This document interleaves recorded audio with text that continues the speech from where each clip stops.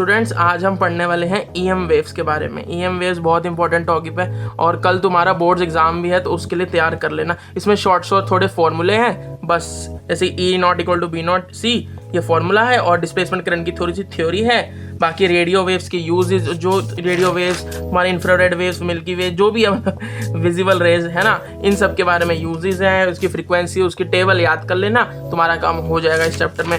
15 minute लेना और इस चैप्टर को खत्म करो जल्दी। देखो जैसे फराडे क्या कहता है, Faraday state that changing with time, अगर बी जो है हमारा मैग्नेटिक फील्ड जो है वो टाइम से चेंज हो रही है तो उसकी वजह से एक इंड्यूस इलेक्ट्रिक फील्ड आएगी, और अगर इलेक्ट्रिक फील्ड चेंज हो रही है टाइम के साथ तो उसकी वजह से मैग्नेटिक फील्ड आएगी। मतलब किसी एक की वजह से दूसरी चीज प्रोड्यूस होगी अगर वो टाइम के साथ बदल रही है तो, ठीक है। फिर मैक्सवेल ने कहा कि मैक्सवेल ने इस रिलेशंस को भी देखे बहुत सारे, फिर उसने यहाँ पे करेक्ट किया हमारा एम्पियर लॉ। एम्पियर लॉ क्या था कि BDL equals to μ0 times I is the current enclosed in the surface। तो हमने यहाँ पे BDL I0 IC plus ID। ID क्या है? ID एक ऐसा करंट है जो वहाँ पे होता है जहाँ पे इलेक्ट्रिक फील्ड का रीजन होता है। जैसे कैपेसिटर होता है, उसके अंदर इलेक्ट्रिक फील्ड होती है तो उसके अंदर ID प्रोड्यूस होता है और बाहर वायर्स में IC प्रोड्यूस होता है। तो BDL equals to μ0 times IC plus ID।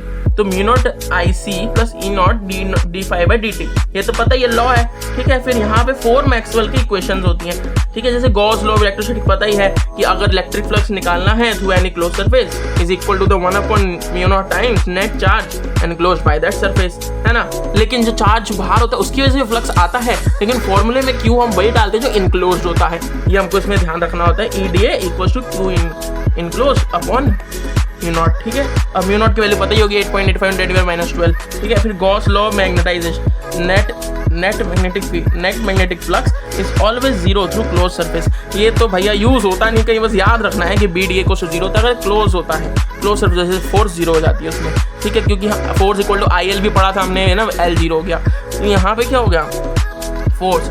यहाँ पे फराडे लॉ ऑफ EMI क्या है, EMI equals to minus dφ/dt, EMF equals to minus dφ/dt, ठीक है। BDL इक्वल्स टू μ0 IC प्लस E0 dφ/dt, ये हमने पढ़ लिया, ठीक है। EM वेव्स क्या होती है, EM वेव्स का प्रोपोगेशन ऐसे होता है ट्रांसवर्स के फॉर्म में, और जिसकी वजह से E0 B0 और मतलब E0 इक्वल्स टू B0C होता है, और E और B और EM वेव तीनों म्यूचुअली परपेंडिकुलर चलती है। बस ये याद रखना है, और ये इक्वेशन याद रख लेना जहाँ पे K का वैल्यू होता है 2π/λ और ओमेगा की वैल्यू होती है 2π/T, 1/T equals to frequency, ये याद रख लेना बस। अब जैसे कि ये स्पीड ऑफ लाइट से चलता है, इसकी प्रॉपर्टीज है, कैरेक्टरिस्टिक्स हैं बहुत सारी, देख लो, स्क्रीनशॉट ले लो और इसको पढ़ लेना, ठीक है। ये C इक्वल्स टू 1/μ0 E0 ये सब, ठीक है। फिर C इक्वल्स टू E0/B0 ये पढ़ना है, बस खत्म। फिर रेडियो वेव, जैसे रेडियो वेव ऑक्सीलेटरी चार्ज, मतलब ये एक मेन चीज़ है कि EM वेव जो होता है वो एक एक्सेलरेटेड या ऑक्सीलेटेड चार्ज से ही प्रोड्यूस होता है और किसी से नहीं होता है। जैसे कि रेडियो वेव्स हैं वो ऑक्सीलेटरी चार्ज से प्रोड्यूस होती हैं, कि फ्रीक्वेंसी लर्न कर लेना